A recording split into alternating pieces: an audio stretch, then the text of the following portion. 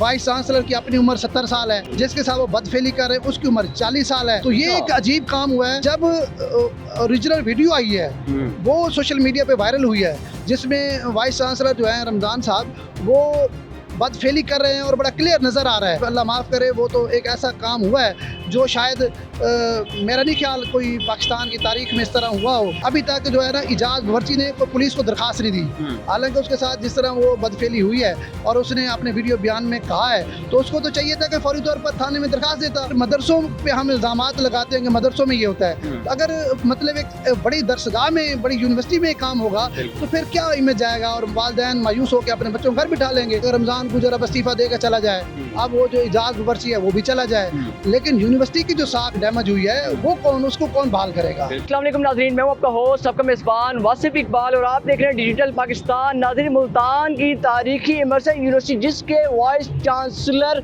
की वीडियो इन दिनों social media पर वायरल हो रही है, जिसमें वो अपने बावर्ची के साथ बदफेली करते हैं, नादीवा हरकत करते हुए नजर आ रहे हैं। आखिर ये मामला क्या है? हमारे साथ इस मामले पर बात करने के लिए सीनियर जर्नलिस्ट इफ्तिखार साहब मौजूद है, इनसे बात करते हैं। जी अस्सलाम वालेकुम। वालेकुम सलाम। सर कैसे हैं? अल्हम्दुलिल्लाह, आप बताएं। अल्लाह का शुक्र। अच्छा सर, इन दिनों सोशल मीडिया पर वीडियो वायरल हो रही है इमर्सन यूनिवर्सिटी के वाइस चांसलर की, क्या मामला आते हैं, अब तक क्या सामने आया?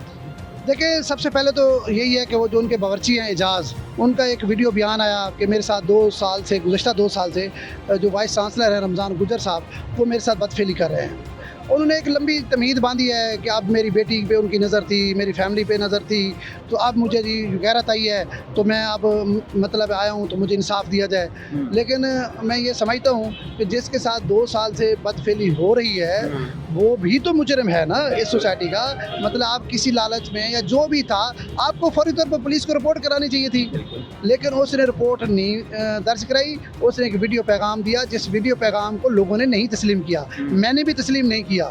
लेकिन जब ओरिजिनल वीडियो आई है वो सोशल मीडिया पे वायरल हुई है, जिसमें वाइस चांसलर जो है रमज़ान साहब वो बदफेली कर रहे हैं और बड़ा क्लियर नज़र आ रहा है, तो उसके बाद लोगों में एक बड़ी तशवीश, गुस्सा, गम व गुस्सा और मतलब शदीद मतलब लोग तशवीश में मुब्तला हो गए कि हमारे तलीमी इदारों में हो क्या रहा है। इससे पहले उसने जब वीडियो बयान दिया तो लोगों ने उस पर इतना कोई यकीन नहीं किया, मैंने खुद भी नहीं किया, हो सकता है ये इल्ज़ामात लगा रहा हूँ, लेकिन वो जो वीडियो जब आई तो उस वीडियो की तो कोई जस्टिफिकेशन नहीं है, उसका तो कोई दिफा नहीं किया जा सकता।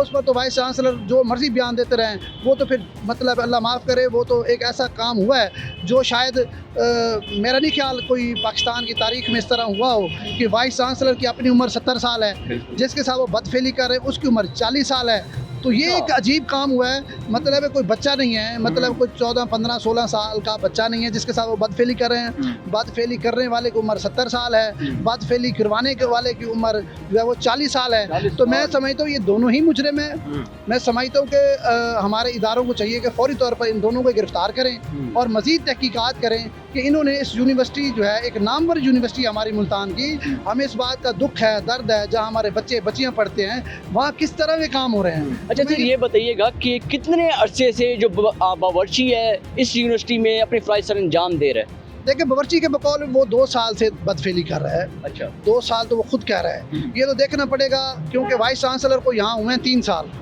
उनकी तैनाती टोटल होती है 4 साल की। वो अपना 3 साल का वक्त तकरीबन गुजारी खड़े हैं, 1 साल का वक्त उनका रह गया जो उन्होंने अब रिजाइन कर दिया है। लेकिन अब इसको इन्वेस्टिगेट करना बड़ा ज़रूरी है कि इन दोनों ने मिल के इस यूनिवर्सिटी के साथ क्या खेल खेला है। मुमकिन है मतलब हमारे बच्चे पढ़ते हैं, उनके साथ कोई ऐसा घिनौना खेल खेलाओ। ये जब तक इसकी तहकीकात नहीं होंगी चीज़ें सामने नहीं आएंगी। अब पंजाब हुकूमत ने एक तहकीकाती कमेटी बना दी है जो कल से तहकीकात शुरू करेगी, फिर दूध का दूध और पानी का पानी जो है वो सामने आ सकेगा। ज़ाहिर बात है, अभी तक जो है ना इजाज़ बावर्ची ने कोई पुलिस को दरख्वास्त नहीं दी, हालांकि उसके साथ जिस तरह वो बदफेली हुई है और उसने अपने वीडियो बयान में कहा है, तो उसको तो चाहिए था कि फौरी तौर पर थाने में दरख्वास्त देता, लेकिन उसने अभी तक दरख्वास्त नहीं दी। एक तो यहाँ से लग रहा है कि उसके अंदर भी कहीं ना कहीं फॉल्ट मौजूद है। वो क्यों डर रहा है? जब उसके साथ ज्यादती हुई तो पुलिस थाने जाए, बताए, इंसाफ ले, थाने मौजूद हैं, अदालतें मौजूद हैं, वो क्यों भाग रहा है? दूसरा, रमज़ान साहब का जो इस वक्त घनौना एक जो है किरदार सामने आया है, तो ज़ाहिर बात है एक दरसगाह का सरबराह, एक वाइस चांसलर यूनिवर्सिटी का, उसको किसी सूरत भी ये जेब नहीं देता। इन्होंने जो काम किया है इनको सख्त से सख्त सज़ा दी जाए।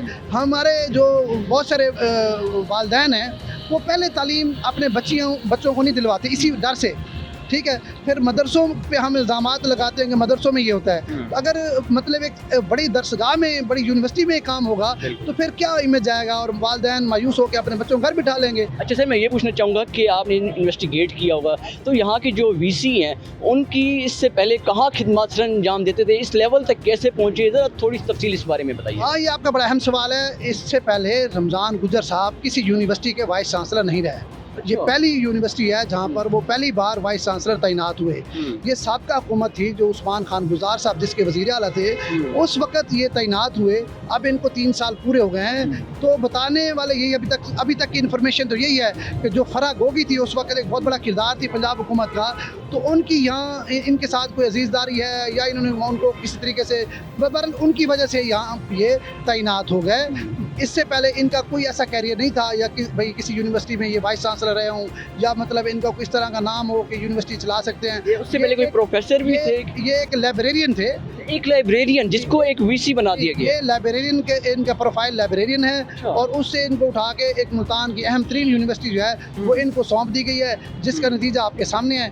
अब इस इदारे का जो साख खराब हुई है वो कब बहाल होगी, कैसे बहाल होगी, ये एक बहुत बड़ा सवाल निशान है। मतलब अगर रमज़ान गुजर अब इस्तीफ़ा देकर चला जाए, अब वो जो इजाज़ बावर्ची है वो भी चला जाए, लेकिन यूनिवर्सिटी की जो साख डैमेज हुई है वो उसको कौन बहाल करेगा, ये एक बड़ा सवाल है। हुकूमत के लिए एक बहुत बड़ा चैलेंज भी है, क्योंकि हुकूमत तालीमी इदारों का जो एक माँ बाप का, वालिदैन का जो एक ट्रस्ट है उसको बहाल करने के लिए अगर ऐसे लोगों के खिलाफ सख्त कार्रवाई नहीं करेगी तो जाहिर बात है वालिदैन तो पहले ही तालीम नहीं दिलाना चाहते बच्चों को। अच्छा सर, इनकी नज़र इदारे के किसी और टीचर के, कोई फीमेल्स के ऊपर भी थी? अब तक उनके किसी के कोई बयानात सामने आए हैं? देखिए, एक ऑडियो है जिसमें ये रमज़ान और ये जो इजाज़ है दोनों आपस में गुफ्तगू कर रहे हैं। उसमें रमज़ान गुजर साहब बता रहे हैं, लेकिन वो मुल्तान की नहीं, वो लाहौर की लड़की का बता रहे हैं किसी का। लेकिन मैं ये समझता हूँ इस पर इन्वेस्टिगेशन होना बहुत ज़रूरी है। जब तक इन्वेस्टिगेशन नहीं होगी, वो इजाज़ गिरफ्तार नहीं होगा, इजाज़ गिरफ्तार होगा तो असल हक़ाइक़ सामने आएंगे। इजाज़ अभी तक रूपोश है, वो पुलिस के सामने क्यों नहीं आ रहा, वो आके अपना मौक़िफ़ बताए। सिर्फ वीडियो पैगाम से तो बात नहीं चलनी। जब तक उसकी इन्वेस्टिगेशन ना हो, उसके मोबाइल का फ्रांजिक हो, रमज़ान गुजर साहब के मोबाइल का फ्रांजिक हो, फिर पता लगे इस यूनिवर्सिटी में उन्होंने क्या गोल खेले हैं, क्या इन्होंने मतलब कारनामे सर अंजाम दिए हैं, फिर जाके पता लगेगा कि उनका क्या क्या यहाँ उन्होंने कारनामे सर अंजाम दिए हैं। लेकिन मैं ये समझता हूँ इन दोनों के लिए ये सज़ा बहुत कम है, ना होने के बराबर है कि वाइस चांसलर इस्तीफ़ा दे जाए और जो बावर्ची साहब हैं वो एक पैगाम दे के भाग जाएँ।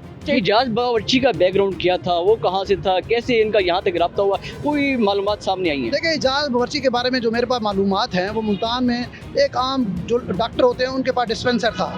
डिस्पेंसर से यहाँ कैसे पहुँचा ये तो रमज़ान गुजर साहब बता सकते हैं, वो यहाँ कैसे आए, फिर उनकी जितनी अंडरस्टैंडिंग हो गई ये कैसे हुई।